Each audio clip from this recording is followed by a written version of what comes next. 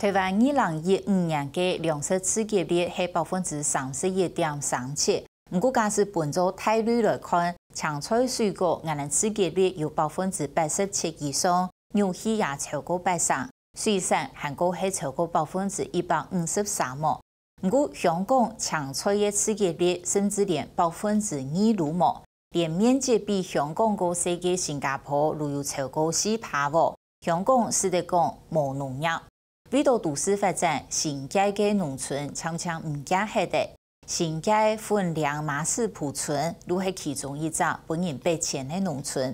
不過村民同農民成立嘅馬寶寶社區農場，發展出嚟係初期被雙向共生嘅農業方式，亦能用實際行動同政府講，香港應該按用呢。其實無論係喺地也算農業問題，最裡面都係扣連到土地問題。關心土地議題嘅後生人錄製呢一個本土研究社，亦能發現到香港唔係土地不足，係分配唔完。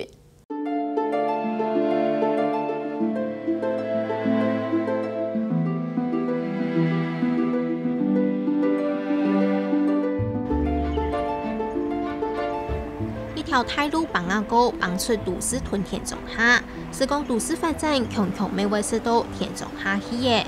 新界分兩馬屎埔村，伊個連香港人就唔多熟悉嘅農村，人最多嘅世界有700戶，一下將村島大概100戶。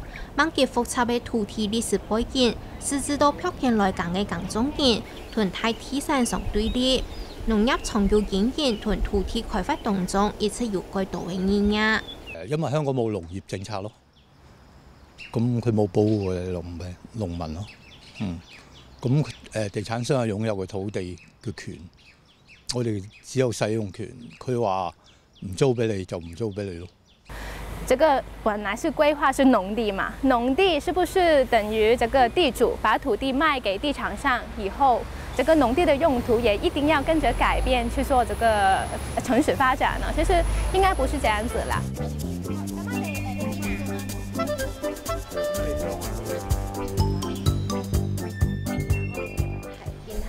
呢個社區佢會先起公屋、居屋，然後就當嗰啲地價升到咁上下，先至可能起鐵路啊，起即係拍賣。10年前，村民同有地位農民朋友成立馬寶寶社區農場，一方面打造雙向共同生存的農業方式，一方面打幫辦法通讓民眾來了解土地同生產的過程，將會潛規人同土地的關係。你66蚊。我幫你傾呢個，我幫你傾呢個。你14蚊。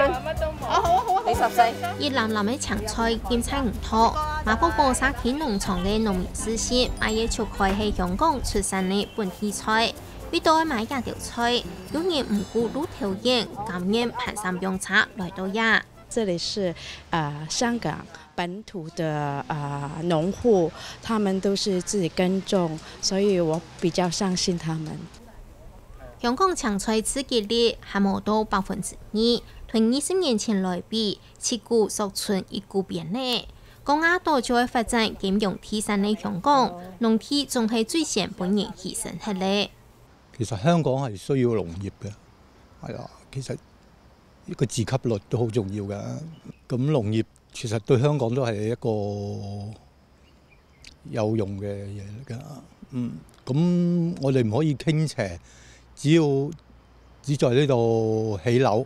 叉燒飯，它會有飯，它會有叉燒，然後通常都會有1-2條菜吧。那麼現在就是那麼一點點的蔬菜你都要拿掉，然後多放2塊叉燒進去。可是你拿碗飯還好吃嗎？你怎麼吃？你健康嗎？所以我們就覺得香港的鄉郊這些地方農地，就像那個叉燒飯的那條油菜，其實是很重要啊。咁所以我哋覺得唔好將農業變成一種劈咗喺度，你隨時可以將佢掃走嘅嘢咯，而係將佢變成城市規劃一個整體香港未來發展嘅一個重要嘅部分咯。如果我哋訂立到人口政策，我哋有食物自給率，咁我哋就可以去傾理性咁樣去傾香港要保留幾多農業。香港政府幾行年前提出新嘅東北發展計劃，規劃有6萬嘅厝冊，佢哋到17萬嘅新市鎮，唔搶講天天冇決策。實質到天山上有機會囤貨便宜嘅農地，先買下來囤。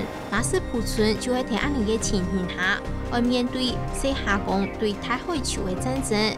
香港政府三同意工作係使以上漲散權，香港係為到愛解決香港福嘅唔拉，為到台中利益個不將愛選農地，實質到市民同農民上漲必背，相互對立，唔應該來怪香港出現一個很怪異的現象，就是政府會偏向去開發一些非原居民土地，開發綠地。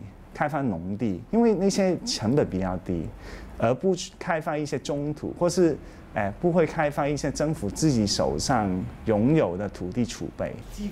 無論田種下本人不定愛洗澡，也係市區劏房嗰件事呢也定問題，總共就係土地用嘅問題。有一群後生嘅真係本土研究者對各種嘅圖像資料數據研究分析出，香港並唔係土地唔拉，係分配唔均。政府長期本在地產上，那為實質到一般市民，亦係各位無安無樂。最大嘅問題點，還係香港都市嘅土地規劃，民眾冇權好參加。香港其實土地就是香港最核心的利益，誰拿到香港的一個土地，其實誰就可以拿到利益和權利。對，所以其實在香港很多一些土地資訊上，很多部分政府沒有公開。其實我們這幾年本土研究社不停地倡議政府要公開一個整全的土地發展清單列表。我們是沒有權利去說規劃怎麼樣，或者說土地應該賣給誰，所以整個利益都是傾斜於這些開發商。香港過去20年都沒有去處理這個問題，香港民眾沒有這種意識，而政府更加因為跟利益集團被綁架，所以也沒有一個動力去解決這些問題。